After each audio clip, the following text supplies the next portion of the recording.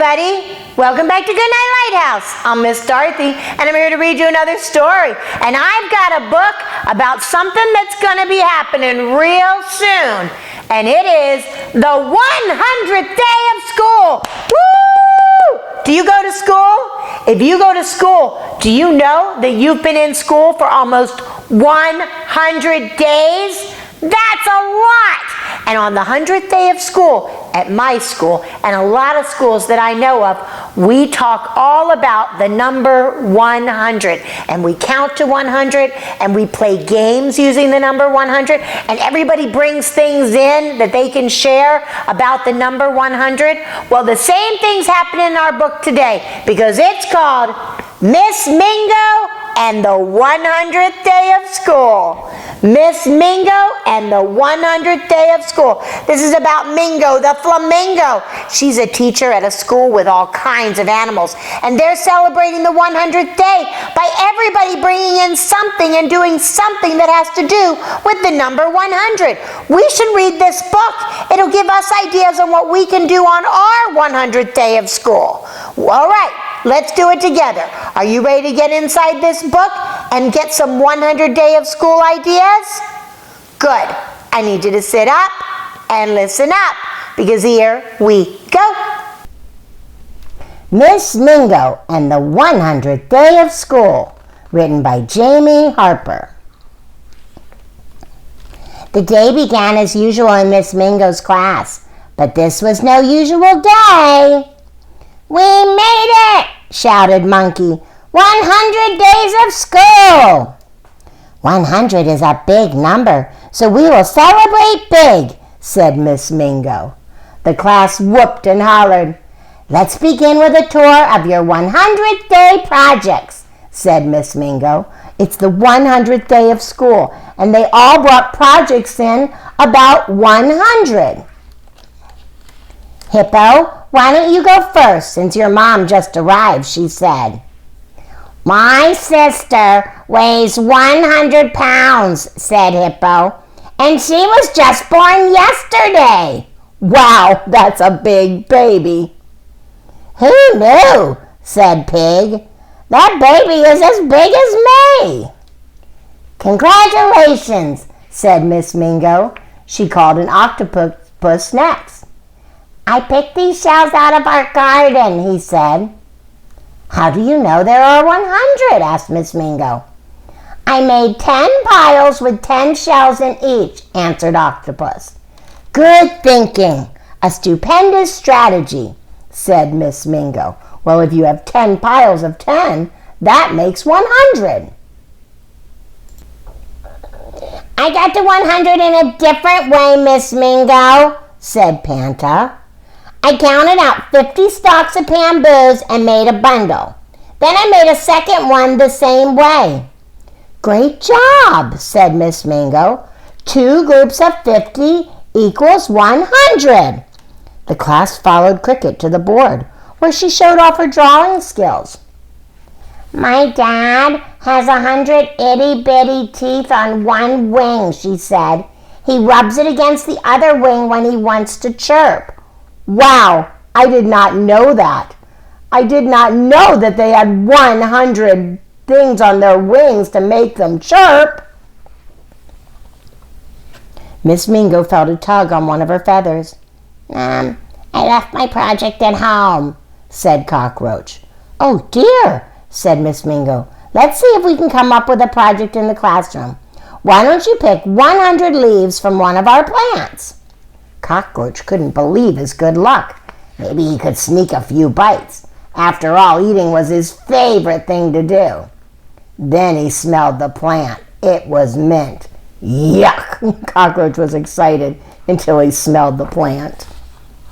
"Poor Cockroach," said Koala. "One of my teddy bears will make you feel better. I've got 99 more. Everyone gives me teddy bears because they think I'm a bear. But I'm not." Out came all the toy bears. Some had tea, some went for a ride. A bunch got a big squeeze. Wow, everybody gives Koala teddy bears. The class needed to get back on track, said Miss Mingo. She knew that the Centipede's project would do the trick. Naturally, all these legs make me a great athlete, said Centipede. I can do 100 jumping jacks. Can you? She challenged her classmates. Wow, what a workout, Centipede, said Miss Mingo. It must be 100 degrees in here.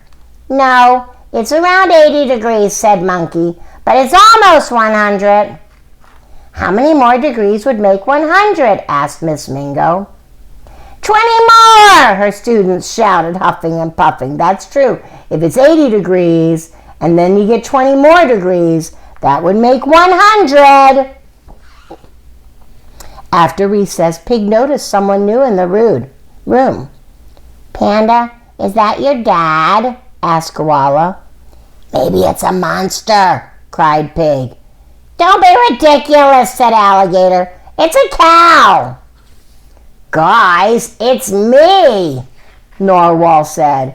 I dressed up as Granny, the famous orca. Some scientists think she lived to be more than 100 years old. That's really old. Miss Mingo, I'm stressed out, said Alligator. Could I go next? 100 seconds of deep breathing every day makes me feel more confident, connected, and inspired. Alligator demonstrated some yoga positions. A few students joined in. The room was still and peaceful. The perfect time, Miss Mingo thought, for the group project to be displayed. 5 of us got together and we made 20 footprints each, or belly prints in Snake's case. Can you figure out which print belongs to me? Bird, snake, elephant, and spider? Well, I think I can tell which ones belong, but I like the fact that the snake had to do his on his belly. I'm wearing my project, said Giraffe at lunchtime. I know, said Koala. You have 100 spots. Well, sort of, said Giraffe. There are 100 on one side and 100 on the other. I can dive into the ocean from 100 feet in the air, said Pelican. See? Showing them the picture. Mercy, do you wear a helmet when you dive? Asked Miss Dillo, the lunch monitor. Don't worry, Miss Dillo, said Pelican. My body is built for big plunges. Meanwhile, Ant and 99 of his buddies were making sure no potato chips went to waste. Uh-oh. There's 100 ants and they're carrying away the potato chips. Groundhog wandered in, looking a little sleepy.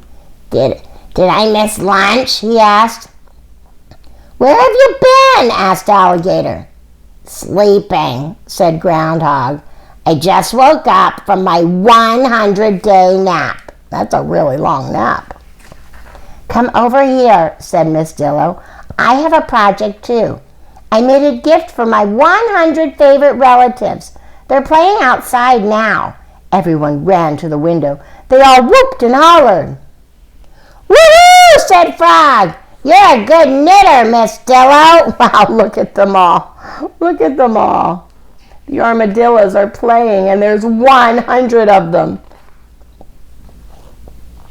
Before the 100th day celebration was over, Miss Mingo made 2 requests. Work in teams to build something with 100 paper cups. Wow, look, 100 paper cups. They're making snowmen, all kinds of great stuff. And make a silly face for 100 seconds. Oh my, that's a long time. Can you make a silly face for 100 seconds? They're doing a really good job of it. Congratulations, class, said Miss Mingo, on 100 days of success. And 100 days of learning, said Panda. Plus 100 days of hard work, said Frog. Not to mention 100 days of having the best teacher ever, said Hippo. And the 100th day of school ended with 100 marching steps out the classroom while Bird sang a song. Wow, that was a fun book. Very interesting. We found out a lot of things you can do with 100 things.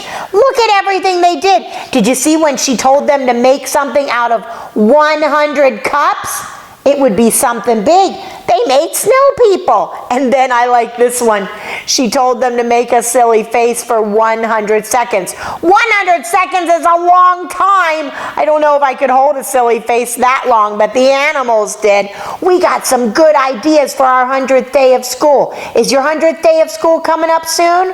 Well, you should read this book so that you'll know what you can do when your teacher tells you it's time to celebrate the 100th day of school. Woo-hoo-hoo! I'm excited. Mine's coming up really soon, and I'm sure yours is too. I need you to think about what you can do. Think about that as you're falling asleep tonight. Maybe talk to Mom and Dad about it.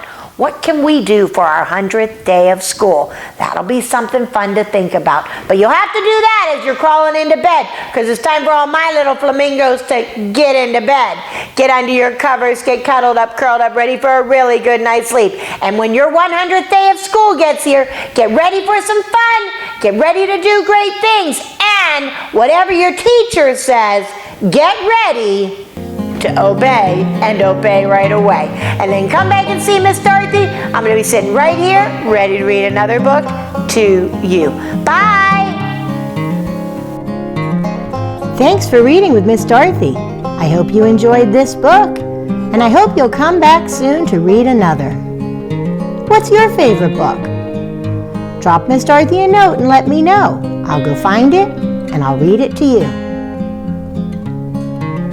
Be sure to subscribe, like, and share. I'll see you soon.